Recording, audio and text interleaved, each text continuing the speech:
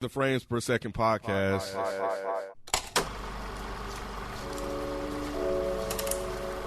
right, welcome to another episode of 12 Days of Frames, where we're giving you these kind of short, quick, hit and run reviews of things we didn't get to cover on Frames Per Second. Today, we're talking about White Lotus, and because this is the only brother I know besides me that watches this white ass show, I was like, I'm not gonna do this alone because y'all got enough of the white girl jokes. Potentially another white woman whisperer with me. Yes. Spike Lou.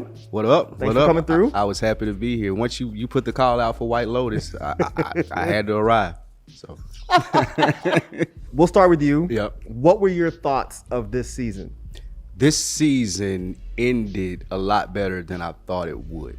I watched the last season 1, when it came out. I don't even know how I found about the show. I just, other than being an HBO fan. So the last season started with the whole murder mystery or whatnot. And this one, it didn't, like, I wasn't as in, like, oh shit, I wonder what happened to that body, like when they were floating in the sea in this one. So I was wondering how they were gonna get me engaged and wondering what happened. What about you?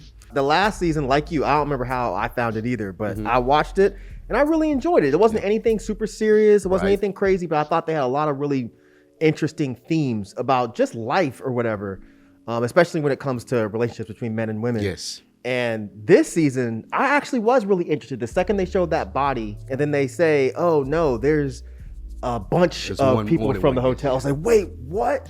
So watching it, by the time it got to like episode 4, I was just like, this is fucking great. Agreed. And once again, no spoiler, but I'll tell you right now. So when it ended, it's been an extremely long time since I saw a show. And when it ended, my mouth was open for a long time.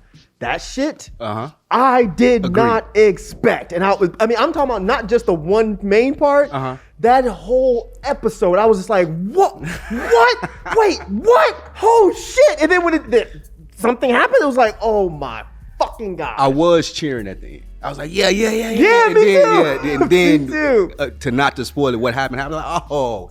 So I was a lot more vocal, and it built up for me. Like I said, it wasn't at the beginning, but then as it got there, at the end, I too was cheering. I loved the ending of it. Not to spoil anything, and also too, from season 1 to season 2, the character Tanya, she grew on me so much more. Me too. I went from wanting her to get off the screen in season 1 to like rooting for her and appreciating her comedy in season 2. Yep. So it was a great mix of comedy, drama, suspense.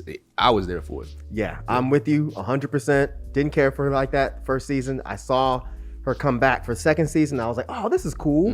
This is cool. We'll see whatever she's doing. Because I like, the guy that's from Martin. Right. I don't know his real name. Sean McDermott, the Radio Hermit. I can't think of his real name. But when he showed up on there, I was like, okay, this is an interesting dynamic. But yes, like you, it was like every episode, I was more and more intrigued by whatever the fuck was happening. What was going on? Yep. And I think that they ended it perfectly. Brilliant. I agree too. It really was quality writing. I agree. Did you have a least favorite character? Elliot's homeboy. I can't think of his name. Cameron. What was his name? Oh yeah, the douchey white bro, dude. the frat guy. Yeah. Mine was the grandson. I hated Abby his or Addie, whatever passive aggressive, Christopher Moltisanti's son. Yeah. I hated his character. Yeah. Like the whole, I'm a good guy, but like, get out of here. See, I didn't hate him only because I related to him. He was like this nerdy young kid that thought that he was doing what girls Doing wanted, the right and thing, she's just like, nah, you're lame, dude. You're fucking lame.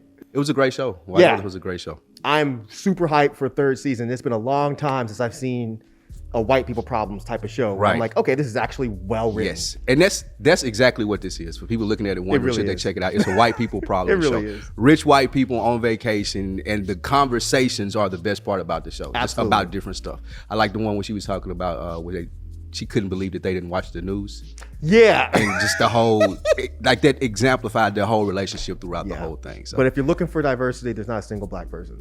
They wrote them off in season 1. They sure did. They sure did. I think they substituted the Italians, and they was like, okay, so we have... they're dark enough. Yeah, they dark enough, and somebody else on here besides white people. So there is not a sole black person on here. But it's a really well done show. Yeah. So I really think y'all should check it out. Yes, absolutely.